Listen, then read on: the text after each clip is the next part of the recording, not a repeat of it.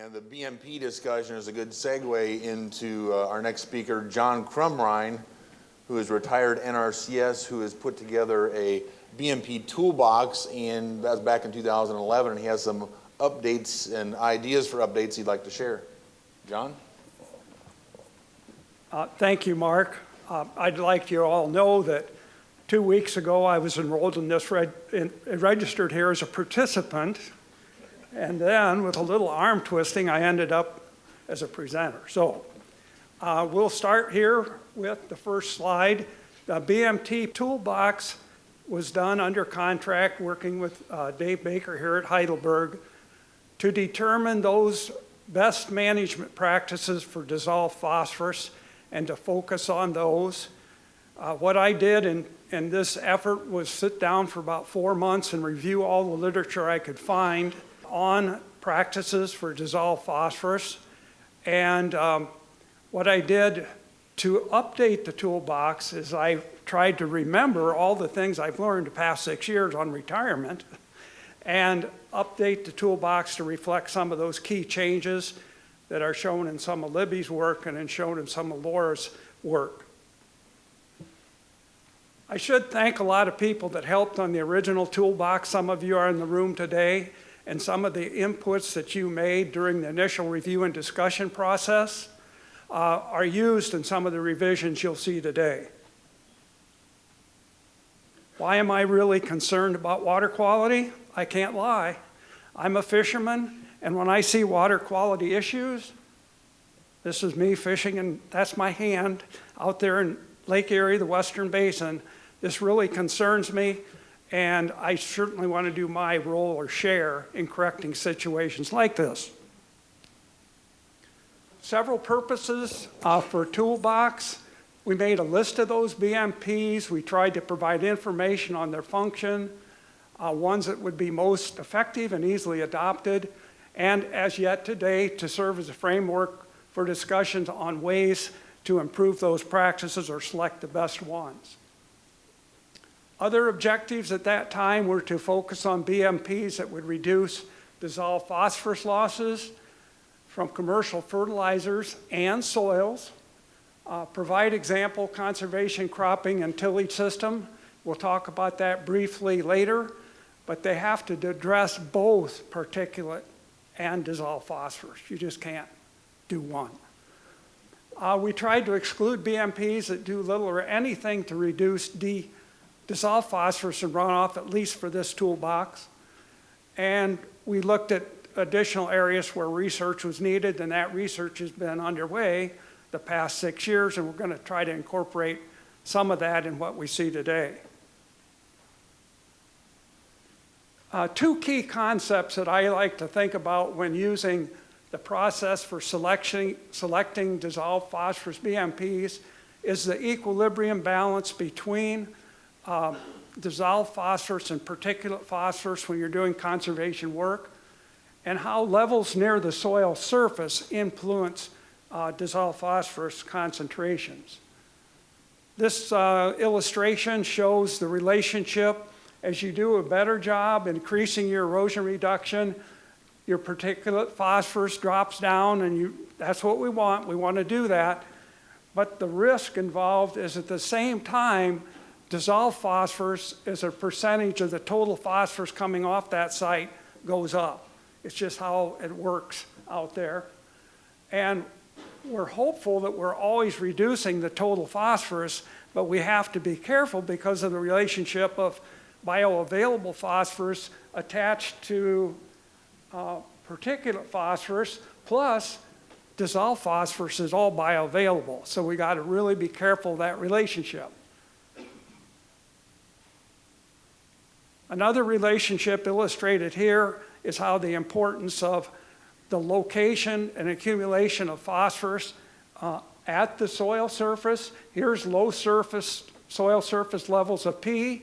Here's high levels of P at the soil surface. In both runoff and leaching, in both cases, you get phosphorus moving to ditches or streams or down to tile. Causes, P application at the surface, That's fairly obvious. Libby showed that again.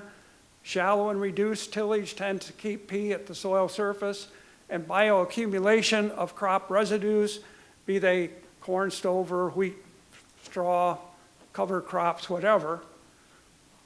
One way to measure this, though, is the amounts of P at the soil surface can be measured by stratified testing, and that's very important in trying to help people manage the stratification and their nutrient practices.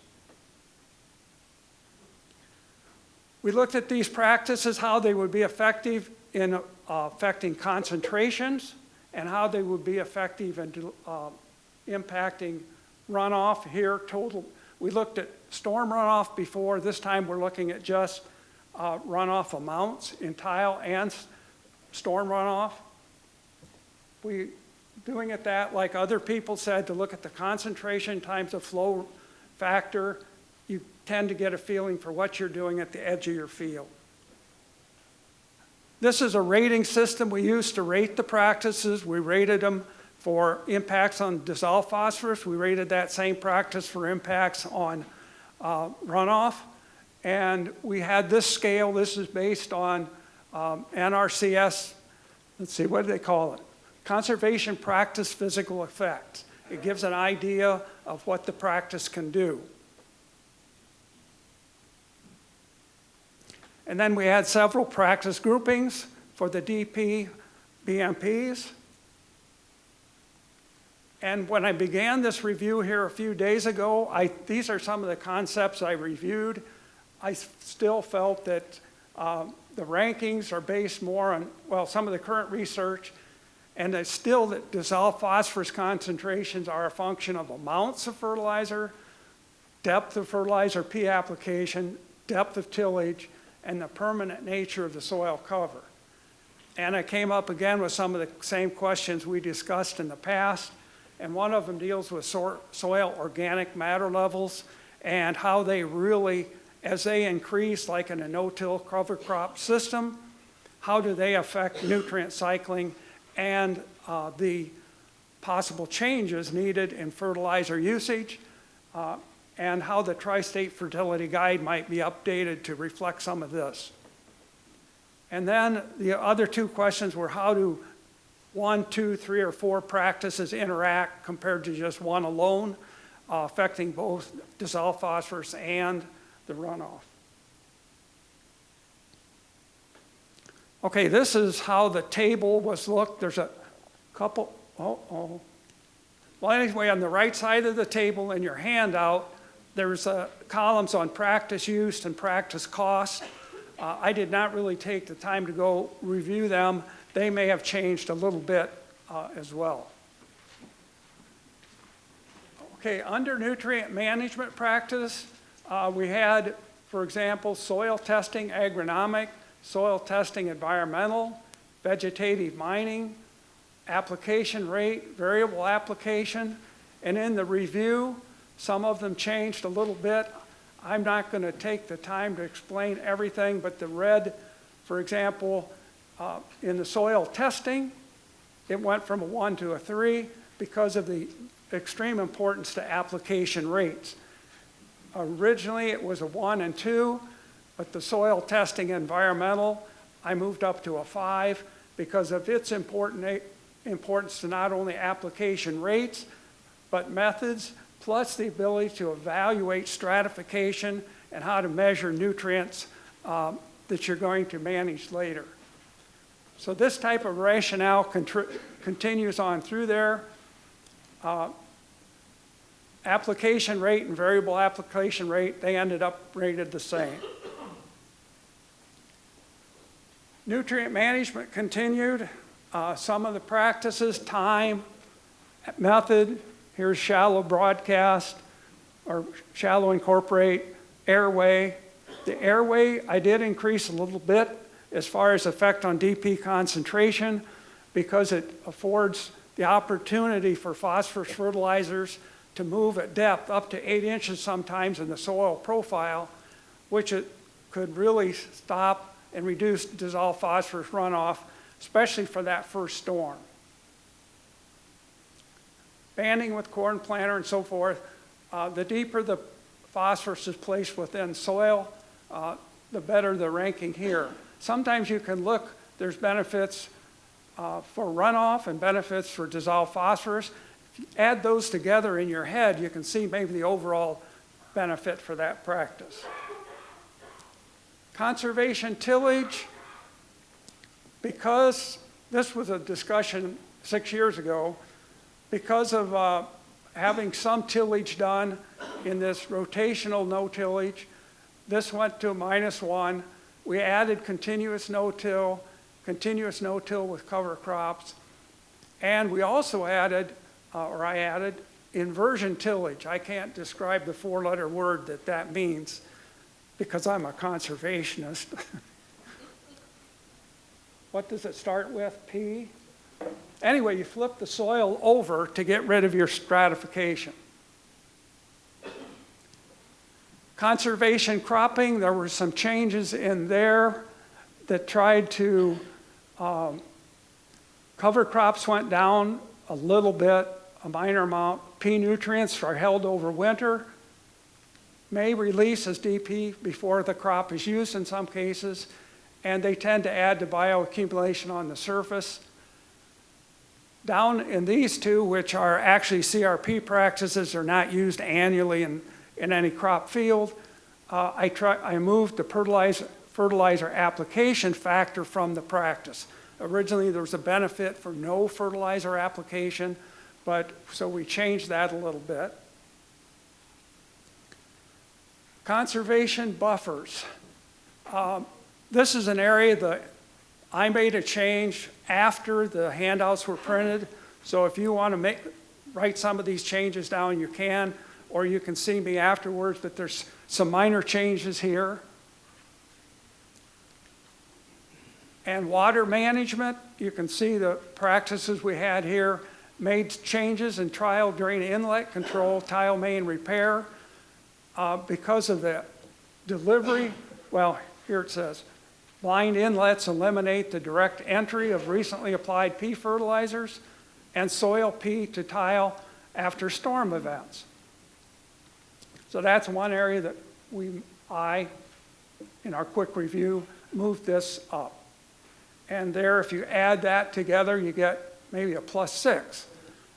And if you look at that total rating on our practices that are effective, we'd like to be at least a +3 to a +5. Here are some of those tools that work in Northwest Ohio. Here is a cropping system that works in Northwest Ohio. I'm not going to go through every detail, but it allows you to band, inject, incorporate within a 5-year rotation your phosphorus fertilizers that are needed, and I always stress if they're needed, and you can still use conservation tillage methods. Other BMPs that we talked about at the time were, and I did not include them in the revision, were grass filter strips with harvesting. If you have the opportunity to harvest a filter strip for hay or whatever reason, it does tend to remove nutrients from that site rather than avoid the bioaccumulation of the nutrients in that strip or buffer. Soil amendments like gypsum. I've attended several meetings on that, and it looks like it's very promising in some areas. There's questions in others.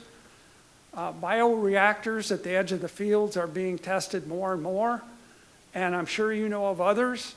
And this is my grandson, and I only teach them how to catch big fish because we always try to fish in quality water.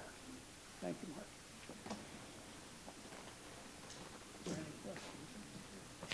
Does anyone have any questions for John?